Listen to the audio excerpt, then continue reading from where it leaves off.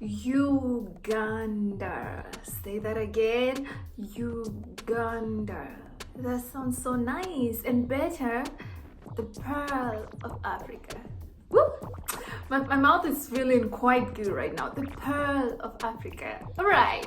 I'm sure you're wondering. By the way, who called Uganda the Pearl of Africa? How did it come to be called the Pearl of Africa? All right. Let me give you mini lessons on how Uganda became the Pearl of Africa. So Winston Churchill, the great Winston Churchill, you know him. He visited parts of Africa, and he, just like any other Western explorer, visited Uganda and saw things like birds, insects, reptiles, animals, whatever, green vegetations. And then through his book My African Journey, he described it as the Pearl of Africa, and ever since Uganda has been the Pearl of Africa. Such a beautiful name. I want to know, what is Kenya? I don't know what is that name about Tanzania and Kenya, because I know in Rwanda it's a land of 1,000 hills. Uganda is the Pearl of Africa. All right, forget all that. So today's topic, we are talking about why the Pearl of Africa. Does it speak Swahili? Does it speak? What happens?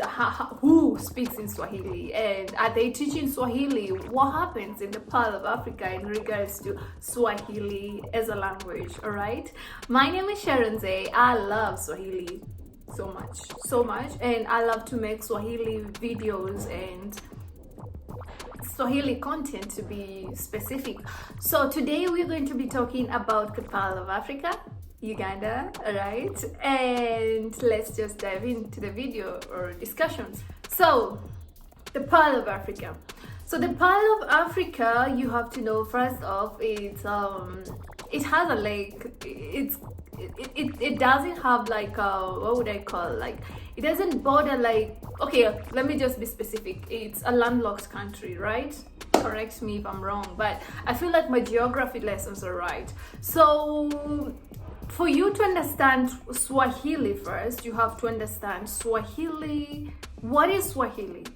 If you've watched my video about how Swahili has been influenced by Arabic, or Arabic influence in Swahili, you'll notice the word Swahili itself means, or Sahil, it means that the coast in Arabic, right? And they just made it like Swahili to mean like the language associated with the coastal people. All right, so it's highly debatable, but from my research, I would say that Swahili has a major start in Tanzania, but people would argue, oh, Lamu in Kenya. Oh, all right, okay, you win, because all these places are islands, right? Islands, all these places. And yeah, so it just started in the coastal parts of the Indian coast or Indian Ocean. And Uganda doesn't have a coast, like it doesn't have it. And that means like Swahili in Uganda, it was hard to penetrate first off, because there was no trade happening in the coastal area, right? All right, now let's talk about, now that said, about what Swahili means and how people from the coast used to speak in Swahili, and now speaking up and knowing that Uganda is a landlocked country, so it was not really, there was not so much trade happening in the coastal area, right?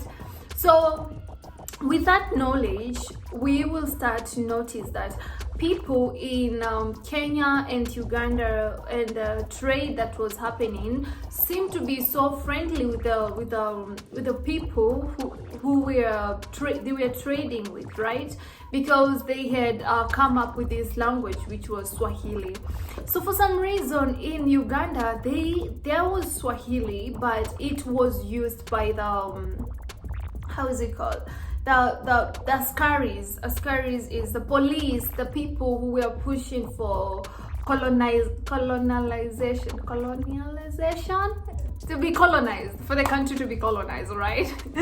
All right, so they were pushing for it to be colonized, and that means that people associated this language with brutality and force and wanting to take their land, because literally these people trained they trained the askaris from Uganda, and they could speak, the military could speak in Swahili.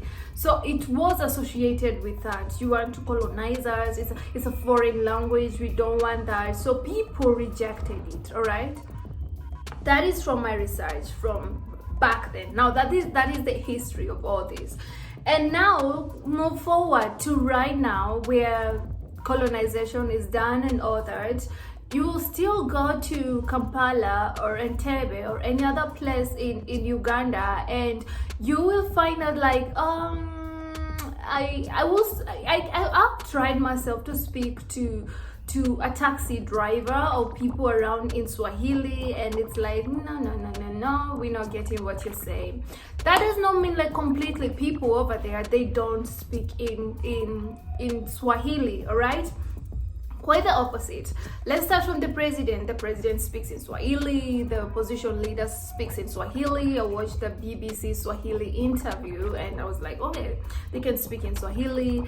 The military, actually, let me tell you, it's quite surprising, because I was watching a certain video in Kenya where they were saying during public celebration, it could be Kenyatta Day, or okay, it could be the day that Kenya got independence, right? So naturally we celebrate that day as a national holiday, and there is performances, and the president gives his speech and talks to people, and there is the police doing all that stuff, and I don't know, welcoming the president and all that.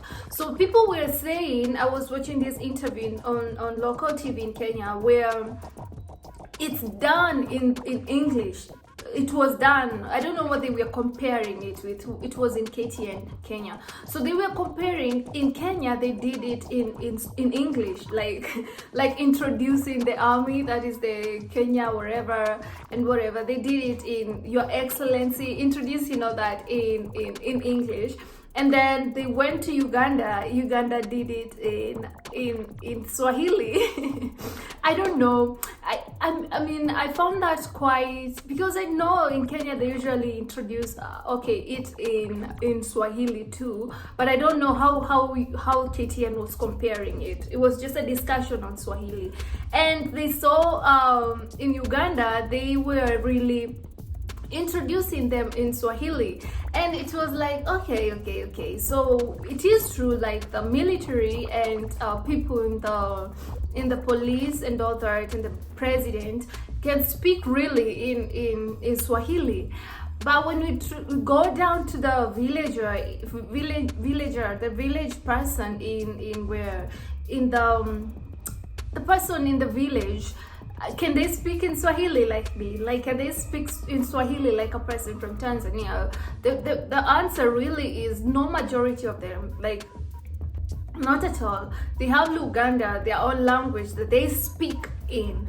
But also, once you listen to their music, you will notice like there is some influence, of this language. You could hear people, musicians who are famous and popular in Uganda, sing Swahili songs that we also listen as the entire East Africa. And you're like, okay, you wanna tell me that Ugandans, the people who are listening to that song, to those songs from home, that they don't understand what their people are saying? I feel like to some extent they do understand, to some extent. And the myth that Uganda completely doesn't speak in Swahili, I would say, is still a myth, because you find people who speak in Swahili as long as the country is in East Africa and they have influence from other things that happen in East Africa. It doesn't matter whether it's TV content or like movies and film from Kenya and Tanzania, or even music from Congo or wherever. It will still have influence on these people, and they will speak in, you find them speaking in Swahili, some of them, not the entire population. I cannot lie that it is popular in Uganda for them. It's normal to just walk in the street and hear people speak in Swahili. Quite the opposite. You hear people speak in Luganda, right? But not in Swahili. But that does not mean completely that people don't speak in Swahili, all right? Okay, let's speak about people who live in the borders, especially bordering Tanzania and these countries, or even bordering Kenya. These people will definitely have influence from these countries, and you find them speaking in Swahili, very normal, and it's just in them, right? So it's not true that Uganda doesn't speak Swahili. It does, but the majority of people prefer to speak in their language, all right? Perfect. Now let's talk about schools. Now, Uganda also is just like in Kenya. In Kenya, we have French is an option, for example. Good example. French is an option. Nobody will force you to read to go to class and sit and do a French lesson and study in French, right? I would say in some countries like I would say Burundi, people could be like it could be like a subject that you have to take French, right, and English. But in Kenya, for example, they'll force you to do Swahili because it's our language and you will do it, right? But in Uganda now, like how in Kenya French is optional in high schools, you find all these foreign languages being taught, and it's just up to you. You want to learn more language, take them. You want to pursue sciences, all right. So it's an option, French in Kenya. Just like that, I feel like in Uganda also you can take Swahili classes, right? It's just as that. So students will prefer whatever they prefer to go with, and it's totally fine. At the end of the day, it's East Africa, and we have people moving from one country to another and interactions, and at the end of the day you find even in Kenya some people will be able to speak some Luganda or even vibe to their songs, right? So so that is the video about what I learned, how it became not so popular for Ugandans to just walk in the streets speaking in Swahili, because I would really speak in English if I went to Uganda, because that is what we would understand each other when it comes to cab drivers, any place. I just speak in English. But when I go to Tanzania, boy, I'm speaking in Swahili from here to there to everywhere. So it just feels like home. Uganda also feels like home. It's just that they prefer to speak in Luganda, their language. All right? Okay, I hope I do clear your doubts about that. If you have more information about Uganda, the Pearl of Africa, or if you come from the Pearl of Africa, tell me more on this subject, because I really love the country. I think it's a beautiful country and the people are quite cool. And I would really love to hear more about Uganda and the languages and Swahili, and everything that is happening there. So thank you so much for watching. Thanks so much, and don't forget to subscribe and also support me. And if you love Swahili content, stick around. And if you're a Swahili YouTuber, hit me up on Instagram. We can do something. All right, thank you so much. Bye.